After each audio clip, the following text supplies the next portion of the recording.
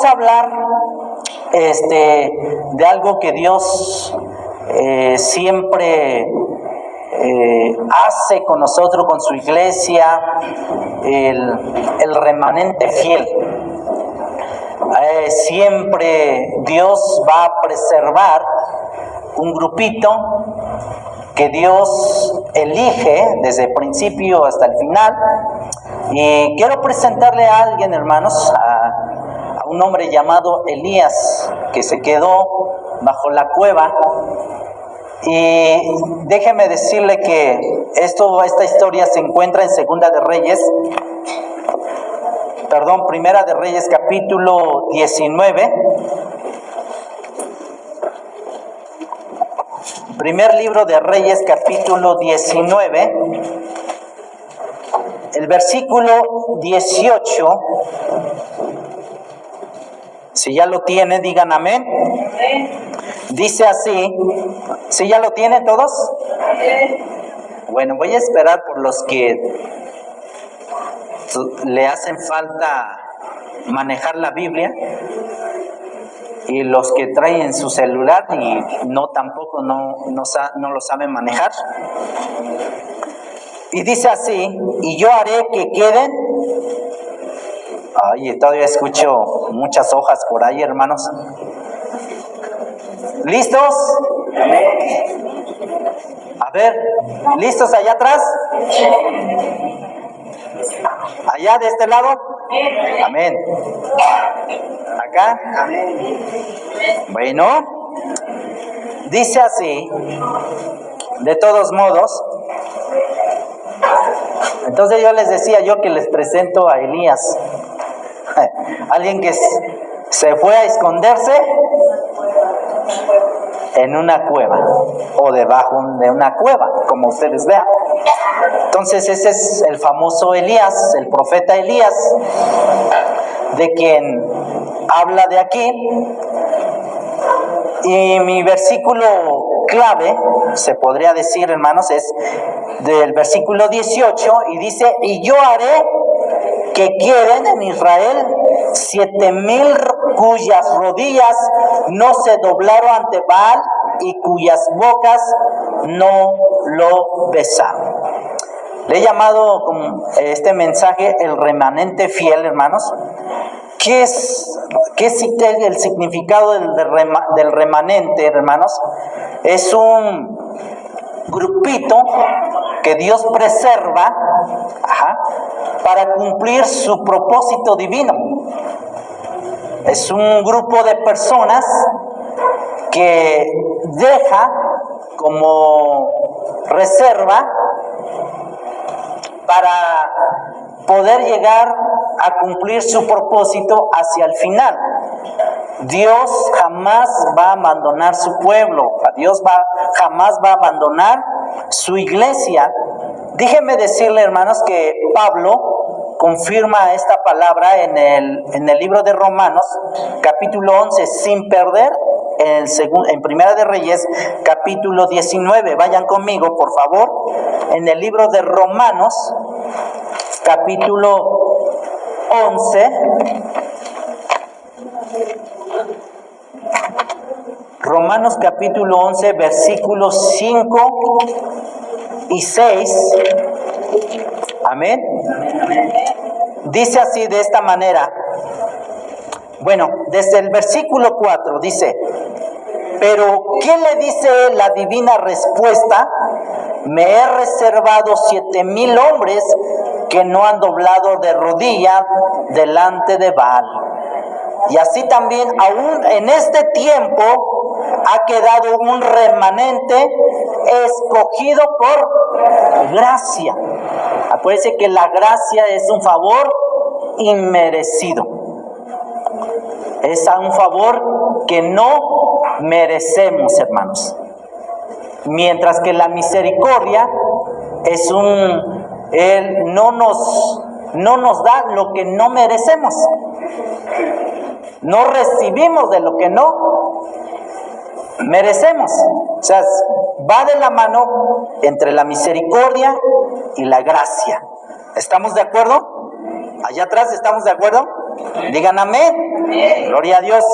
Entonces, vemos que Pablo en esta parte de la Biblia, hermanos, el versículo 6 dice, y si por gracia no es por obras, de otra manera la gracia ya no es gracia, y si por obra ya no es gracia, de otra manera la obra ya no es obra.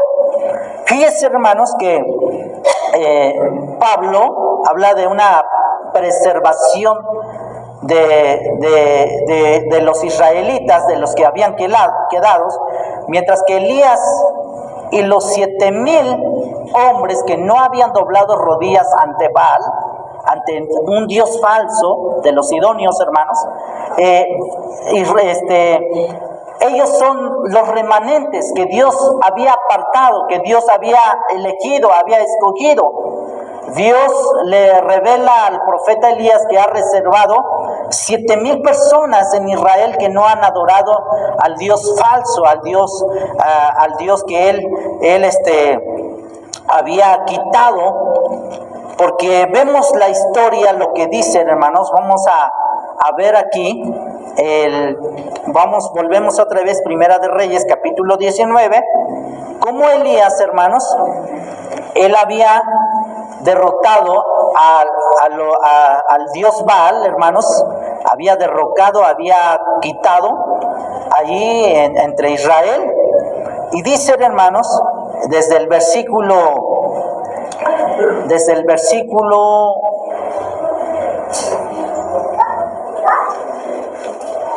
1, dice que Acab dio a Jezabel la nueva de todo lo que Elías había hecho. ¿Qué había hecho Elías? Había quitado todos los profetas de Baal. Los había asesinado, hermanos. Los había quitado. Era lo que había hecho este profeta Elías. Era un valiente, un precursor de los hombres más valientes en la historia, hermanos, donde vemos un Elías que llenos de unción, llenos de poder, llenos de valentía, pero sobre todo, hermanos, era un hombre ungido por el Espíritu Santo. Y vemos, hermanos, de que Elías es un hombre, hermanos, totalmente decidido para hacer la obra de Dios. Entonces dice que Acab, Dios, ahora ¿quién era Acab? Era el rey, hermanos, dio a Jezabel la nueva de todo lo que Elías había hecho y de cómo había matado a espada a todos los profetas. Fíjese, Acab, el rey, va y le dice a su esposa, hermanos, todo lo que Elías había hecho. Imagínense, hermanos, un hombre, un rey, hermanos, un líder, le estaba diciendo, le estaba comentando a su esposa. Es bueno a comentarle a la esposa todo lo que nosotros hacemos, pero cuando viene de parte de Dios, viene directamente que Dios te da paz y que lo que vas a hacer va a resultar y va a traer buenos resultados, hermanos. De repente tú te quedas con eso y dices, Dios, yo sé que esto va a funcionar, yo sé que esto va a traer buenos resultados. Pero acá, hermanos, era un rey caprichoso, un hombre que no tenía las agallas como para tomar él mismo las decisiones como rey.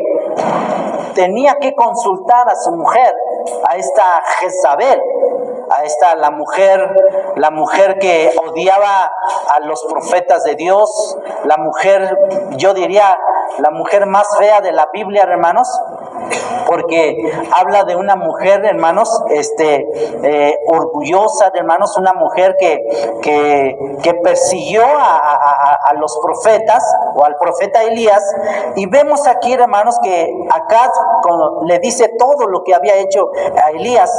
Y luego dice, y versículo 2, y entonces envió Jezabel a Elías un mensajero diciendo, fíjese, en lugar de que el rey tome la decisión, la mujer empieza a hablar, empieza a tomar la decisión, empieza a amenazar a Elías. Le dice, entonces envió Jezabel a Elías un mensajero diciendo, así me hagan los dioses y aún me añada, si mañana a estas horas yo no he puesto tu persona como la de uno de ellos. En otra versión de la Biblia dice, hermanos, parece que es de la nueva versión, de la nueva traducción en lenguaje actual,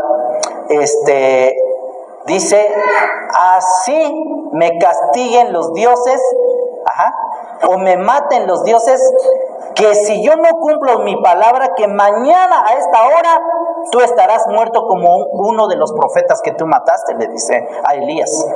O sea, hace un juramento esta mujer para matar, para asesinar a Elías. Entonces Elías, obviamente, él huye por su vida, hermanos. Ahorita vamos a ver, dice así, viendo pues el peligro, se levantó y se fue, ¿qué? Para salvar su vida. Y vino a Beerseba, que está en Judá, y dejó allí a su criado.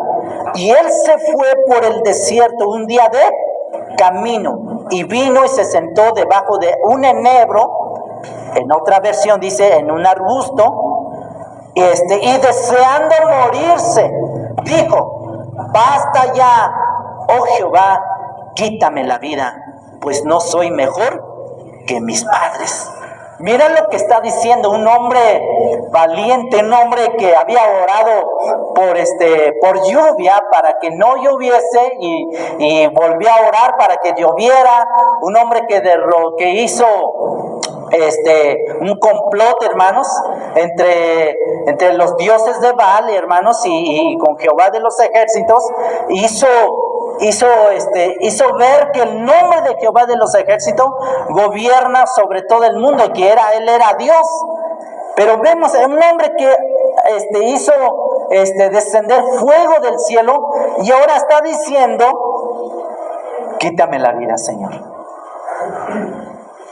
Me quiero morir, Señor.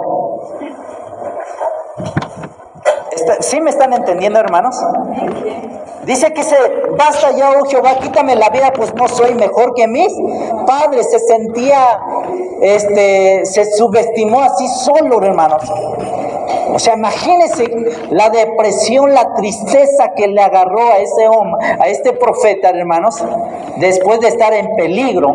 O sea, porque su vida estaba en peligro, hermanos, a causa de los mensajeros que había enviado a esta Jezabel.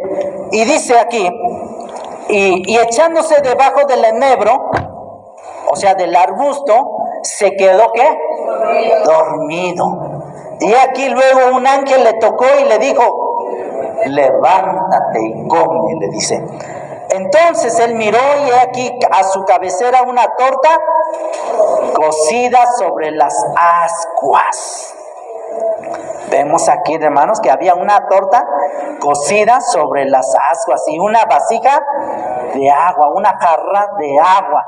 Yo le decía a mi esposa ayer, no sé si era de limón, pero aquí dice nada más de agua, Dice, y comió y bebió y volvió a dormirse.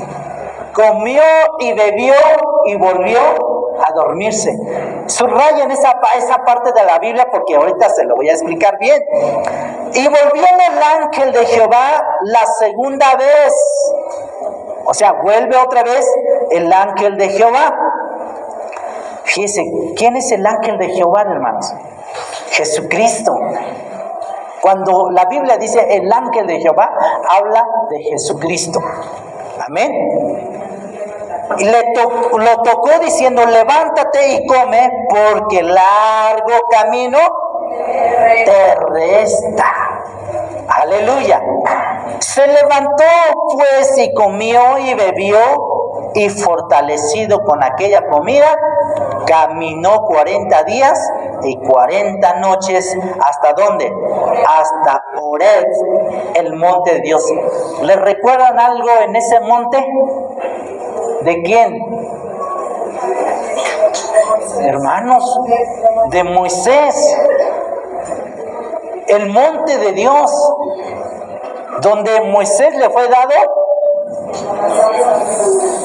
la visión. Ese lugar, ¿les recuerda algo? Fíjense, hermanos, dice que llegó hasta Horeb, el monte de Dios, y allí se metió en una cueva. ¿Dónde está la cueva? Ahí está la cueva. Ahí se metió en una cueva, hermanos.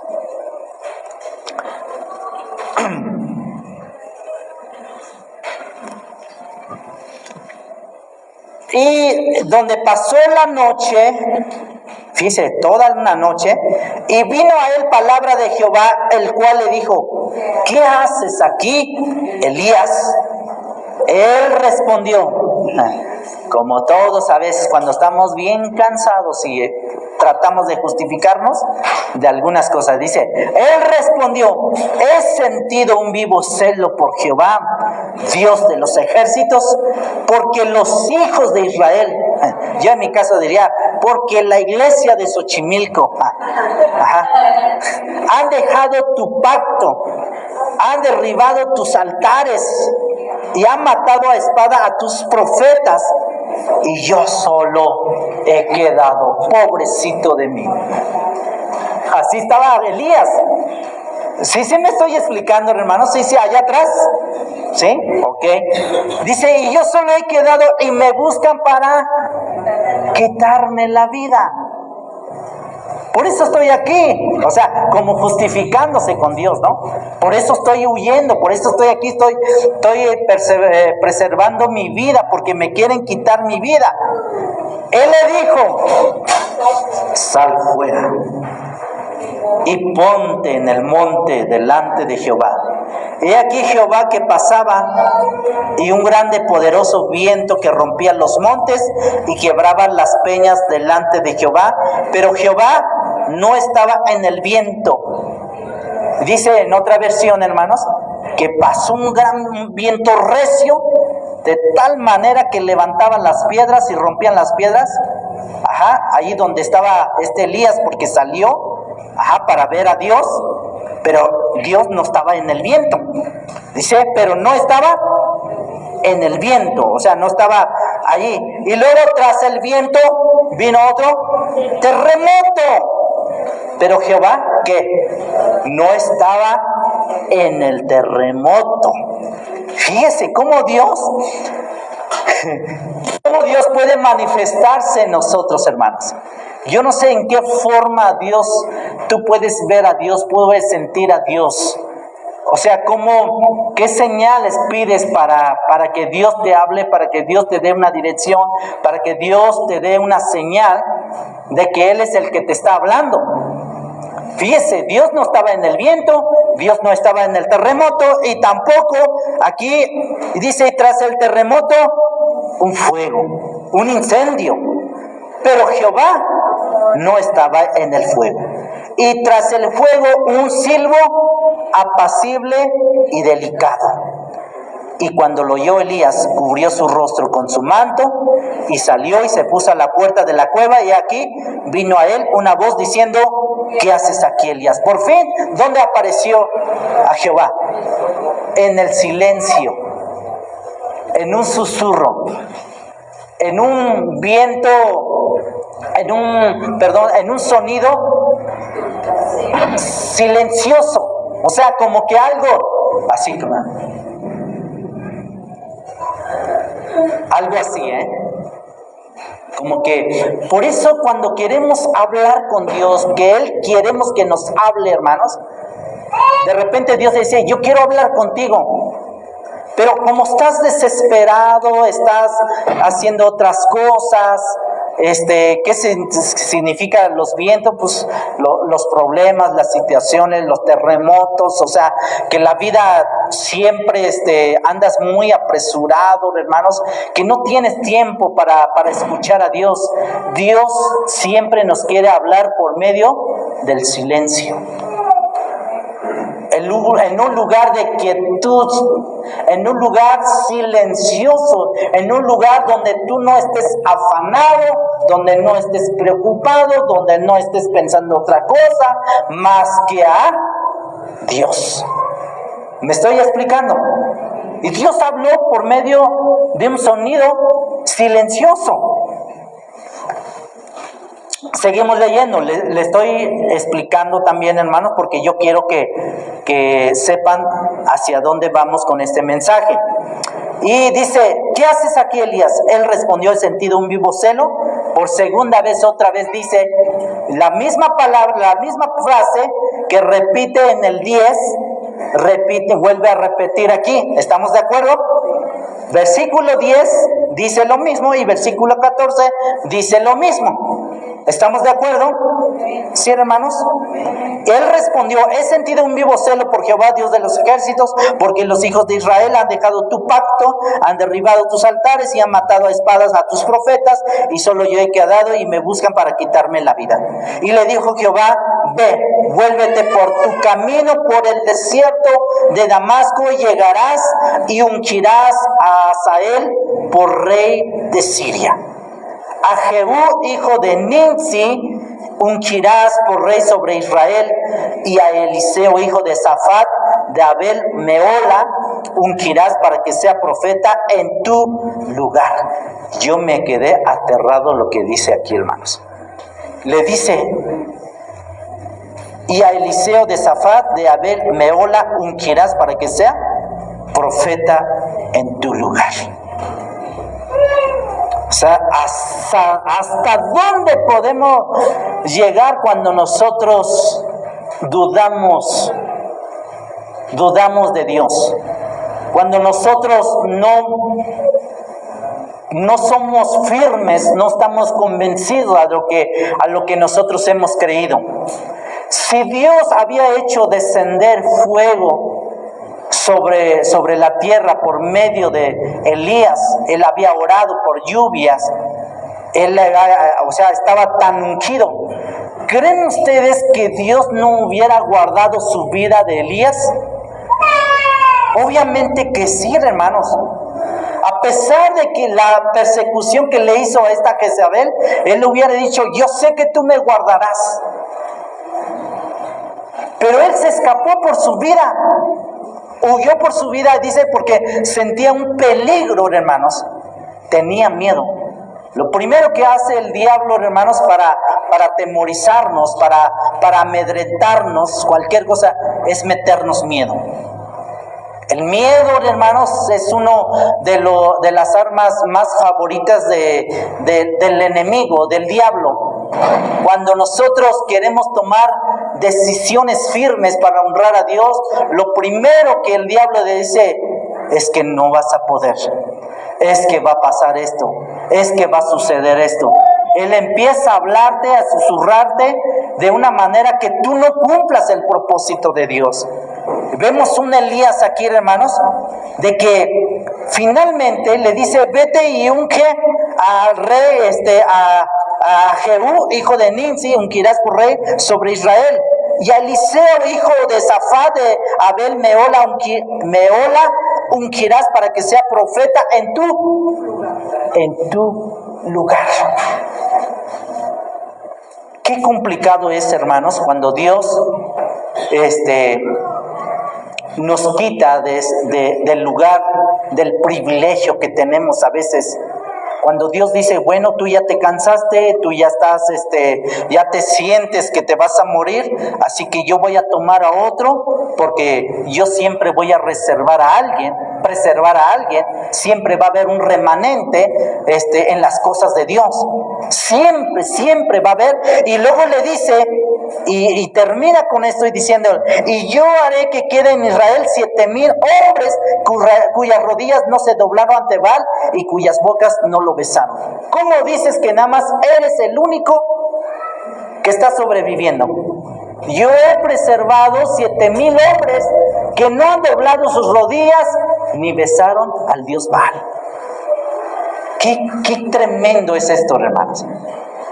Cómo Dios siempre va a tener un remanente dentro de una iglesia, dentro de un grupo de personas, donde sea, Dios siempre va a preservar gente, hermanos, que van a estar hasta el final. Digan amén. Siempre Dios va a preservar. Vemos aquí, hermanos, este concepto, hermanos, se amplía y se aplica a los creyentes. Fíjese que el remanente por gracia, lo que dice en Romanos capítulo 11, versículo 5, vaya otra vez conmigo, sin perder en Primera de Reyes capítulo 19, vayan otra vez conmigo, en Romanos capítulo 11, por favor, versículo 15.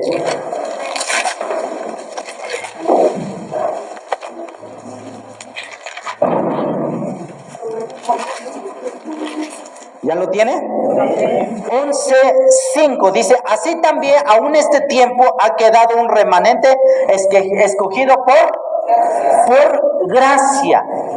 Fíjese que el apóstol Pablo explica que Dios no ha rechazado a su pueblo, así como en la época de Elías existe un remanente de creyentes que es salvo por la gracia de Dios. O sea, ya no es por obras, sino por la gracia de Dios que deja preservado a personas, hermanos, que llegan hasta el final. O sea, habrá gente que van a caminar contigo al principio, pero no van a llegar hasta el final contigo.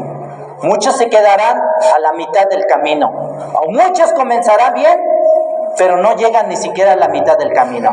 Muchos comenzarán contigo y terminarán contigo hasta el final. Y Dios, así mismo también, hermanos, Dios siempre va a preservar personas, hermanos, que cumpla su propósito divino. Así que, hermanos, existe un remanente de creyentes que es salvo, que es por la gracia de Dios y no por sus propias obras. Fíjense, hermanos, vemos a Elías pensando que era el único que había sobrevivido, el único que decía, es que, ¿por qué estás aquí, Elías? ¿Por qué has huido de tu vida? No, es que he sentido un vivo celo por ti, Señor, porque Israel han dejado tu pacto, han dejado tus mandamientos, y por eso estoy aquí, estoy celoso, Señor. Y también me persiguen por mi vida, Señor, me quieren quitar la vida, Señor, y yo solo he quedado. Y Dios le dice, ¿cómo dices que tú solo has quedado? He preservado 7,000 hombres. O sea, que tú no sabes, que tú no conoces, para que siga mi plan divino. Así va a ser siempre, hermanos. En las cosas de Dios, siempre Dios tiene gente, un remanente fiel, hermanos, que siempre van a permanecer, pase lo que pase. ¿Cuántos dicen amén? Así que vemos, hermanos, Elías le agarró una depresión, una tristeza.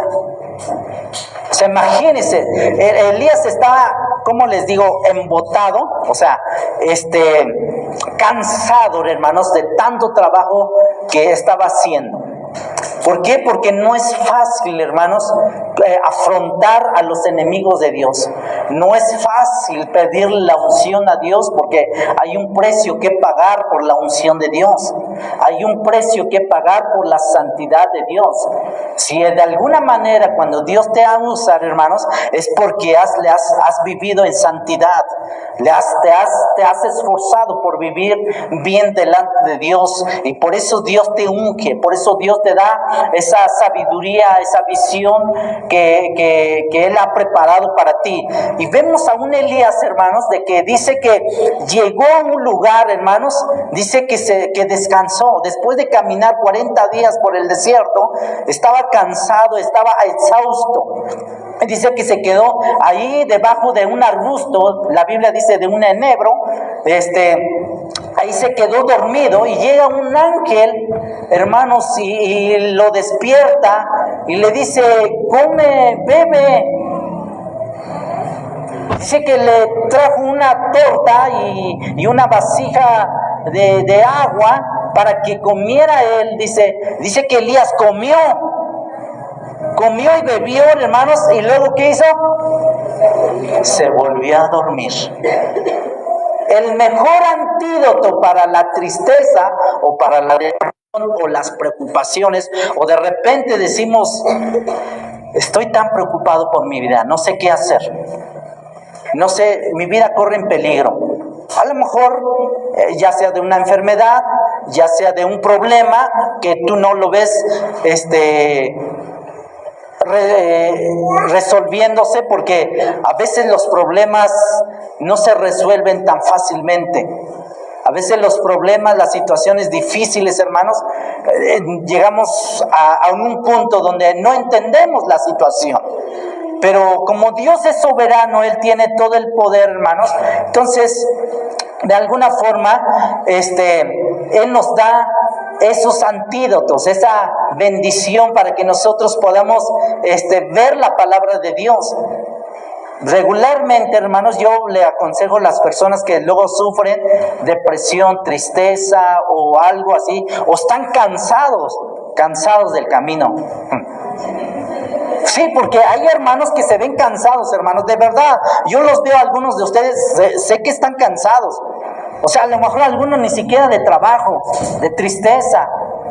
O algunos que no saben qué hacer con su vida, o algunos no ven llegar las cosas como quisiera ver, y están cansados.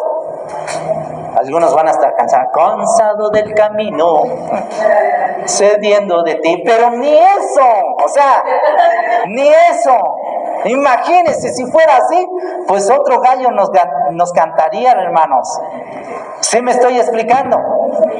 Sí, hay personas, hermanos, que se cansan por cualquier cosa, de problemas, de situaciones difíciles que están enfrentando. Y aquí el antídoto para el Señor, hermanos, que lo que le dio a Elías es que le dice: mira, come, bebe y duérmete.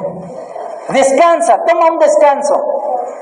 Hay alguien que dijo una frase ahí atinadamente, o no sé si fue atinadamente, pero me gustó la frase. Desde ese día yo me lo quedé. Ya saben que yo soy de frases, hermanos. Me gustó. Dice: cuando te canses, no renuncies, mejor descansa. Yo pensé que lo van a completar, hermanos, pero no. ¿Sí están poniendo atención? Cuando te canses, no renuncies, no renuncies, mejor descansa. Obviamente que hay algunos que ya por tanto descanso ya les hizo daño, hermanos. Ya ni predican, ya ni enseñan, ya ni oran, ya ni ayunan, ya ni leen, ya, y siguieron de filo con su descanso. Cuando hablamos de descanso, hermanos, por ejemplo, ¿no? De repente, hay gente que dice: bueno, pues voy a tomar un descanso y ojalá que me discipline. Pero no hay nada en qué disciplinarlos, porque tampoco no están haciendo nada. ¿Sí me estoy explicando, hermanos? Entonces, es muy importante, hermanos, que lo que Dios nos enseña en su palabra. Si a un profeta le recomendaron que comiera y bebiera y durmiera, hermanos, eso significa que nosotros podría funcionar. Bueno, pero no agarres meses y años, no. Agarra unos días para descansar, para reflexionar lo que estás haciendo. ¿Sabían, hermanos, que pensar es poder? ¿Sabían eso? Pensar y tomar un momento de descanso donde tú analizas todas las cosas y visualizas todo lo que estás haciendo y le preguntas a Dios: Dios, ¿lo estoy haciendo bien? ¿Estoy por el buen camino? ¿Te agrada lo que estoy haciendo en el Señor? Señor, te pido que tú, Señor, me des paz de los proyectos, de las visiones que tú me has dado, Señor.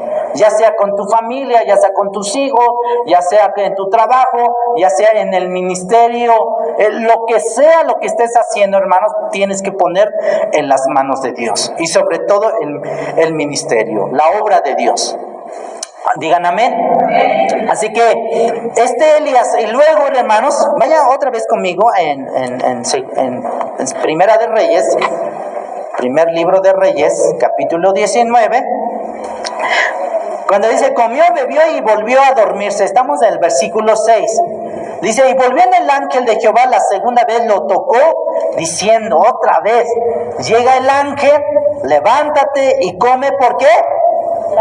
Porque largo camino te resta.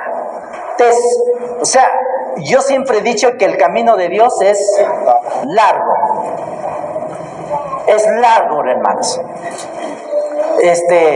Dios siempre va a tener personas, hermanos, que si en algún momento tú bajas la guardia, en algún momento tú dices, ay, es que yo soy tan indispensable que sin mí la iglesia no avanzaría. No, ¿quién te dijo?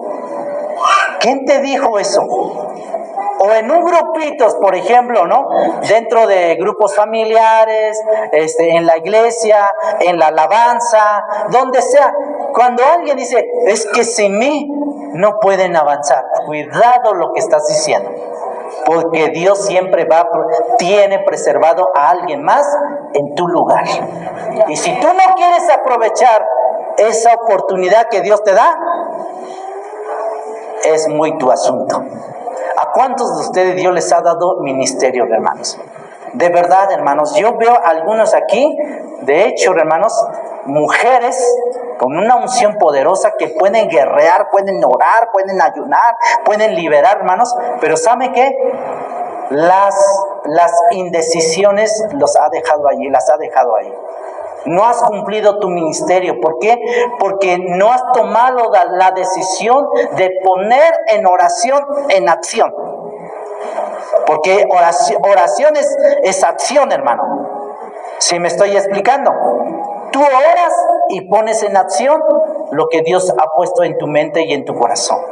¿A cuántos hombres de aquí están aquí dentro de la iglesia, que bien que podría ser la obra de Dios, de enseñar, de predicar, de prepararse, de capacitarse bien, hermanos? Pero no lo hacen porque dice, es que a mí me gusta nada más llegar a recibir y sentarme ahí en la silla. Porque hay gente que no quieren trabajar, hermanos. Hay personas que no quieren sacrificarse, porque hay que sacrificar nuestras vidas, hermanos, para poder servirle al Señor. ¿Cuántos dicen amén? Entonces, vemos que Elías, hermanos, dice, largo camino te resta. ¿Sabes cuánto tiempo vas a vivir? Tú no lo sabes. Puedes vivir hasta los 80 o 90 años. ¿Y qué vas a hacer con eso? ¿Qué harás? ¿Estarás aquí dentro de 20 años, 30 años? ¿Seguirás igual? La misma manera, con los mismos achaques, con las mismas debilidades que hoy tienes, con el mismo conocimiento que más o menos tienes. No habrás crecido. ¿Pero por qué? Porque no tomamos la decisión, hermanos, de hacer algo para Dios. Porque largo es el camino del Señor. Yo no sé a dónde Dios te puede llevar. Si tú hoy decides honrarlo, glorificarlo y servirle con todo tu corazón y te entregues totalmente a Dios, Dios puede hacer muchas cosas en tu vida. ¿Sí me estoy explicando, hermano? Pero déjame decirle que hay un remanente fiel. Ahí concordamos, vamos a asimilar con lo que dice que la mies es mucha, pero los obreros son pocos. Otros dicen, ¿no? Pues no sé en qué versión leyeron, dice que la mies es mucha, pero los obreros son flojos. No, ahí sí no sé, ahí sí no sé en qué versión dice eso. Pero hermanos, ¿a cuántas personas, hermanos, Dios está llamando? Pero pocos son los que sirven, los que oran, los que ayunan, los que ensayan, los que cantan, los que predican, los que enseñan, los que están en los grupos. Los que visitan, los que oran por los enfermos, los que visitan en la cárcel, en los hospitales, les predican a la gente que no conocen. Estos 3 meses, casi 3 meses que pasó, hermanos, de descansito, yo diría que de descansito, porque eso no me evitaba que yo predicara. Obviamente que tomé yo un tiempo, yo dije, y no sabe cómo me desesperaba para pasar al altar, al púlpito, hermanos, porque amo este lugar. Es el lugar favorito para mí. Donde sea, en células, en grupos, donde que sea, donde le hablo a la gente también, pero por lo menos evangelicé a más de 3 personas en este tiempo y le hablé de Jesucristo, porque dije, ¿qué se siente predicar allá afuera y predicar atrás de un púlpito? ¿Cuál es la diferencia? Y fíjese, Dios siempre tiene personas a quien necesita oír su mensaje, su palabra. No somos los únicos que necesitamos. Hay gente más allá afuera. ¿Por qué? Porque el camino del Señor es largo, hermanos. Luego dice, se levantó pues y comió y bebió, y fortalecido con aquella comida caminó 40 días y 40 noches hasta Horeb, en el monte de Dios. Llegó en el lugar correcto, en el monte de Dios, en Horeb, hermanos, donde está la presencia de Dios. ¿Cuántos de nosotros tenemos que subirnos al monte de Dios y a estar ahí, hermanos? Déjenme decirle que mucha gente sí van al monte de Dios, pero no pueden permanecer ahí. Porque aquí la idea es que tú permanezcas ahí, que tú te quedes ahí, que ahí te quedes hablando con Dios.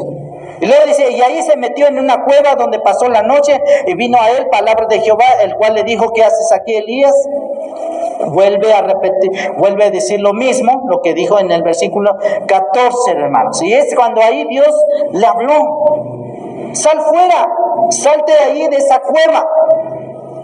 Dios nos está hablando, hermanos, que nos salgamos de esa cueva, de ese lugar, de esa zona de confort, de ese lugar donde nos quedamos hace 2, 3 años. ¿A cuántos hijos tenemos nosotros, hermanos, o tiene la iglesia, hermanos, que no han terminado, hermanos, su primaria, su secundaria, su preparatoria, la universidad, hermanos, una carrera, y quedaron truncados ahí? ¿Por qué? Porque ya no decidieron ahí seguir avanzando. Y ahí se quedó enterrado ese sueño de doctor, de ingeniero, de arquitecto. ¿O cuántos hombres de Dios, o hombres naturales, hombres creyentes que truncaron su sueño de poner un negocio, de hacer esto, de hacer aquello? Obviamente que Dios no te llamó para ser próspero, ¿no? Y tener mucha riqueza, pero muchas veces dejamos truncado a algunas cosas que nosotros queremos hacer. ¿O cuántos hombres, cuántos de ustedes, hermanos, dejaron truncados un ministerio? Un ministerio donde Dios les había dado, les había confiado, les había dicho que Dios los iba a bendecir si tú perseverabas. Y sin embargo, tú te diste cuenta que la obra de Dios contigo y sin ti siguió avanzando y seguirá avanzando. Porque así es Dios. Porque así es el Señor. Él se mueve contigo y sin mí, Él se va a mover. Porque no es con espada, no es con ejército, es con su Santo Espíritu. Dios siempre va a preservar un remanente, amén. Así que, hermanos, Dios preservó un pequeño grupo en el día de Pentecostés, en el libro de Hechos capítulo 2, ¿se acuerdan? ¿Cuántas personas se reunieron ahí? Hermanos, nada más escucho 2, 3, 120 y todavía como que duda. 120 personas se reunieron ahí para esperar la promesa del Espíritu Santo, y de ahí surgieron los apóstoles, y ahí se hizo la expansión de toda la iglesia, que hoy en día somos productos de ellos, tú y yo, hermanos. ¿Por qué? Porque Dios siempre va a tener un remanente fiel. Ahí en el día de Pentecostés, hermanos, ahí surgió el inicio de la iglesia. Que hasta hoy en día, hermanos, el Espíritu Santo se sigue moviendo. ¿Por qué? Porque hubo un grupo que clamaron y aprendieron a escuchar la voz de Dios. Pero también Dios preservó a un grupo de judíos, hermanos, actualmente en 1945, en la Segunda Guerra Mundial, hermanos, cuando por mandato, por el gobierno de Adolfo Hitler, hermanos, mandó a matar a más de 6 millones de judíos. Quería exterminar a todos los judíos. Era el segundo Amad, hermanos, el que habla de la Biblia, hermanos. Hitler quería exterminar a todos los judíos. Sin embargo, hermanos, sobrevivieron muchos judíos y hoy vemos judíos por todos lados. Aquí en Polanco, ¿a dónde más? En Tecamachalco, en varios lugares donde hay judíos. En una ocasión yo iba en la secundaria, una vez fui a Sitzplatz, ya ni me acuerdo cómo se llama ese lugar. Sí, ¿no? Bueno, ese lugar,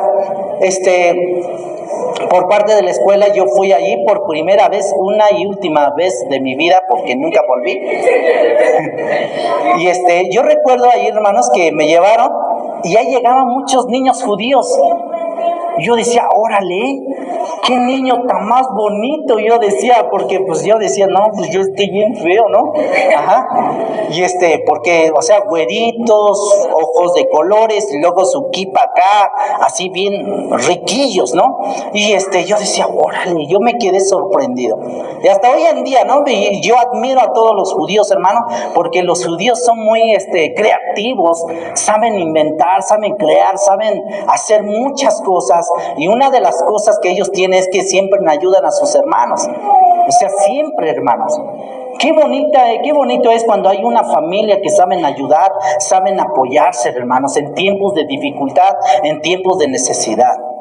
Déjenme decirle, hermanos, tanto mi familia y tanto ustedes, hermanos, bueno, yo le digo a todos ustedes que a lo mejor algunos de ustedes pues, ni siquiera se acuerdan, ¿no? Lo que pasó con mi vida, pero tanto los hermanos en carne y tanto mi familia en Cristo, yo estuve rodeado de amor de Dios, hermanos. Ahí me mostró el amor de Dios, ahí me mostró la misericordia de Dios, ahí me mostró que Dios me dijo, tú no estás solo. Muchos están peleando, batallando ahí, para que tú salgas adelante, o sea, orando, hermanos. Oye, de verdad, hermanos, siente uno el respaldo de Dios, la bendición de Dios. Entonces, ¿a qué quiero llegar con esto, hermanos? Es que los judíos, hermanos, son personas, hermanos, que saben preocuparse por el uno por el otro. Y vemos que este grupo de judíos, hermanos, que sobraron, que estuvieron como remanente, hermanos, pues hoy esa descendencia sigue. Y también una de las citas bíblicas del libro de Isaías, capítulo 43, versículo 4. Mira cómo Dios le expresa su amor hacia Israel. Vayan conmigo, lean conmigo, por favor. Isaías, capítulo 43, versículo, ¿qué les dije? 4. 43, versículo 4. Dice así: porque a mis ojos fuiste de gran estima, fuiste honorable. ¿Y qué te dice? ¿Y qué dice? Y yo te amé. Daré pues hombres por ti y naciones por tu vida. Jehová pensó y se preocupó por Israel para que regresara a reconstruir el templo también de Jerusalén en el año 516 antes de Cristo, hermanos. O sea, como Dios, a pesar de que ellos fueron exiliados por mandato del rey Nabucodonosor, hermanos, ellos luego regresaron un remanente para reconstruir el templo de Jerusalén, hermanos, y luego los muros también, las murallas, hermanos, donde fue reconstruido. Como Dios siempre reserva a alguien para que su obra siga adelante. ¿Cuántos dicen amén? Así que también siempre hay un remanente dentro de la iglesia, como hace rato ya les dije y se los voy a recalcar, hermanos, personas que sirven fielmente a Dios. Que ese remanente fiel que es por su gracia, por su fidelidad de Dios, personas que sirven fielmente a Dios y personas que aman la obra de Dios de todo corazón. Esos son los remanentes. También personas que nunca se alejan de Dios a pesar de las adversidades, porque entienden lo que dice la Biblia. Fíjese, sobre las pruebas, ¿qué nos dice el apóstol Pedro, hermanos? Primera de Pedro, capítulo 4. Primer libro de Pedro, capítulo 4, por favor. Ya están conmigo. Versículo 12. ¿Qué dice acerca de las pruebas? Dice, amados. Dice, ¿ya están conmigo o no encuentran la Biblia, hermano? ¡Qué barbaridad! A ver, digan amén, que ya lo tienen. ¿Sí? No, hombre. ¿Por qué no vayan al índice mejor cuando así se les dificulta, hermanos? No estoy enojado, hermanos, simplemente, o sea, yo quisiera que todo el mundo supiera manejar la Biblia, o sea, más o menos, no quiero que sean muy expertos, pero si pudieran, adelante. 4:12, ¿ya están conmigo? Dice, amados. A ver, te voy a decir, hermano, hermanito, ¿cómo te llamas? Quizás voy a pronunciar algún nombre. Hermano Josué, hermana Martina, hermano Heriberto, hermano Abel, hermano José, el hermano Gabriel, hermano Celso, el hermano Herminio, hermano, como te llames, no os sorprendáis. ¿Escucharon bien?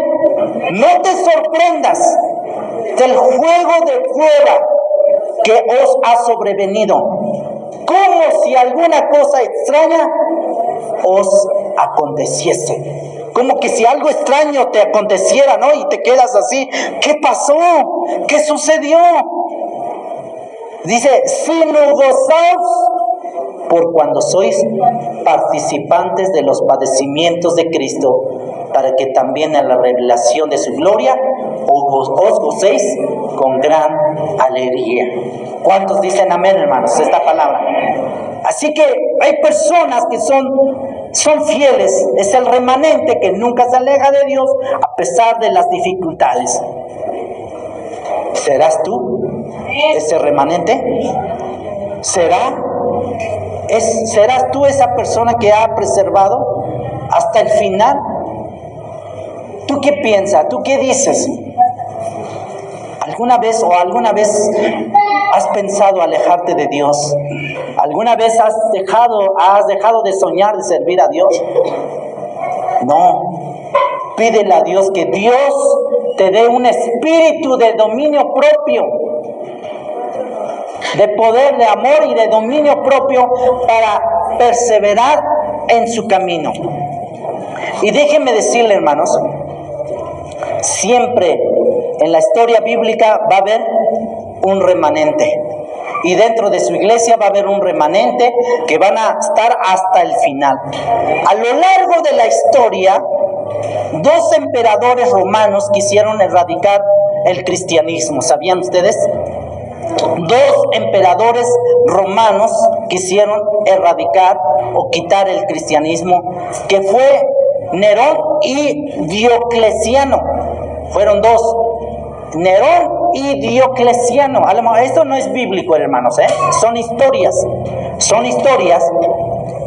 Fue en el año el emperador romano Nerón, fue en el año 64 después de Cristo.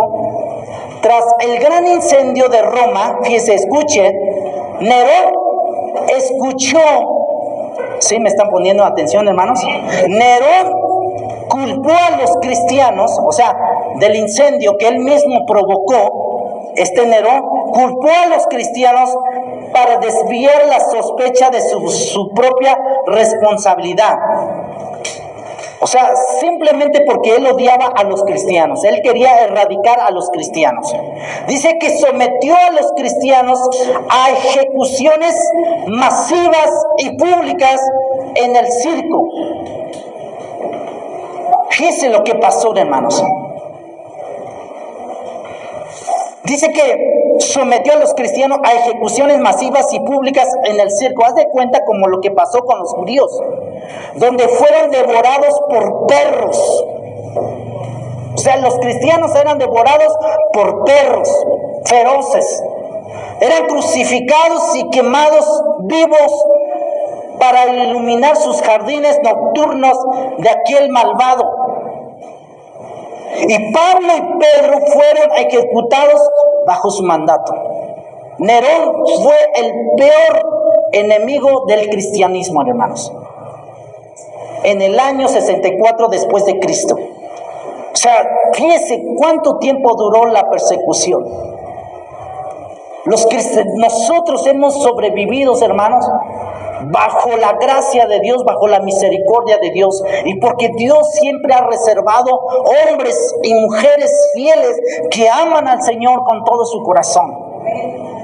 Y también a este hombre Diocleciano, hermanos, era un emperador también al principio del siglo IV. Eso pasó, o sea, imagínense, hasta el siglo IV, Diocleciano, junto con el César Galerio, inició la llamada la gran persecución contra los cristianos. Fue el último y más severo intento del Imperio Romano por extinguir el cristianismo. Emitió edictos que ordenaba demoler iglesias, quemar libros sagrados, las Biblias, y despojar a los cristianos de sus derechos civiles y legales. Obligó a los ciudadanos a realizar sacrificios a los dioses paganos bajo pena de tortura y muerte. Obligaban a los cristianos a que adorara dioses falsos, a imágenes, a otras cosas. Y a pesar de todo eso, hermanos, tanto como al principio, después de cuando Nerón, en el año 64 después de Cristo, hermanos, y llega hasta el cuarto siglo, hermanos, de este emperador Diocleciano, la iglesia siguió. ¿Por qué? Porque había hombres fieles, hombres que predicaban en las catacumbas, hermanos, por debajo de la tierra. Enseñaba las escrituras, la palabra de Dios. Y por eso, hermanos, tú y yo debemos de valorar por la sangre de Cristo, la palabra de Dios, las sagradas escrituras. Debes de darle un valor, debes de darle un lugar honorable a la palabra de Dios, a la iglesia de Dios. Este lugar, hermanos, porque fue comprado, fue sacrificado a muchos cristianos para que tú y yo tuviéramos la sagrada escritura. ¿Cuántos dicen amén, hermanos? Debes de darle un lugar honorable a las cosas de Dios. No debes de estar jugando de cristianito, de que si sí o no y quién sabe qué, quién sabe cuándo. Debes de ser un hombre convencido de seguir a Cristo. Un hombre que dice, he decidido seguir a Cristo. He decidido seguir a Cristo. No vuelvo atrás, no vuelvo atrás. La cruz delante y el mundo atrás. Así es, hermanos. No importa lo que venga en nuestras vidas, pero sigamos a Jesús, sirvámosles a Jesús. Y por último, aquel hombre se llamaba Stalin, hermanos, líder de la Unión Soviética en el siglo XX, no tiene mucho eso, más o menos como un año antes de la Segunda Guerra Mundial, que empezó en 1939. Pero este hombre, hermanos, el régimen comunista de Stalin, hermano, llevó a cabo una de las campañas más agresivas de la historia para desaparecer la religión y establecer el ateísmo de Estado. Aquí lo llevó con todo, cristianos, católicos, sacerdotes, monjas. Este hombre quería desaparecer la religión. Stalin ordenó el cierre y la demolición de miles de iglesias, el asesinato de decenas de miles de sacerdotes y monjes y el encarcelamiento o exilio a campos de trabajo. Vemos a estos hombres, hermanos, que quisieron desaparecer el cristianismo. Pero déjenme decirle, hermanos, aunque el diablo, el enemigo de lo que Dios nos ha dado, siempre va a haber un remanente fiel. Siempre va a haber personas, hermanos, que van a estar hasta el último momento, hermanos. Y que no importa lo que pase, lo que suceda. Y que son perseverantes. Y son gente que son campeones, yo diría campeones, bueno, son ganadores en lo espiritual, hermanos. Son personas que ganan a su familia, que ganan a otras familias, a otros vecinos. Que son personas, hermanos, que llegan a ser de bendición para otras personas. ¿Por qué? Porque perseveran, porque se entregan, porque aman a Dios, porque están ahí, hermanos, para llegar, para estar hasta el final. Y eso es lo que Dios nos ha llamado a tú y yo, hermanos, a este lugar, hermanos, a terminar esta obra, porque esta obra no va a parar. ¿Cuántos dicen esta obra no va a parar? Y el remanente es tú y yo, hermanos. Ese remanente, esos fieles que por gracia están aquí, es tú y yo, hermanos. Falta que tú decidas, que tú digas: pastor, yo sí quiero servirte, quiero estar aquí, porque yo amo a Dios, porque yo quiero servir a Dios. Si a lo largo de la historia ha sobrevivido el cristianismo, es porque Dios ha estado en medio, hermanos. Amén, hermanos. Si en una familia, o sea, aunque ya se esté apagando la mecha, hermanos, si hay alguien ahí que está encendiendo la mecha del Espíritu Santo, la antorcha del Espíritu Santo, ese día, un día, ese fuego se va a expandir, hermanos. ¿Por qué? Porque hay alguien que está allí luchando, batallando, orando de rodillas, hermanos. ¿Cuántos dicen amén? ¿Por qué no nos ponemos de pie y le digamos al Señor hoy en esta tarde: Señor, yo quiero servirte, Señor.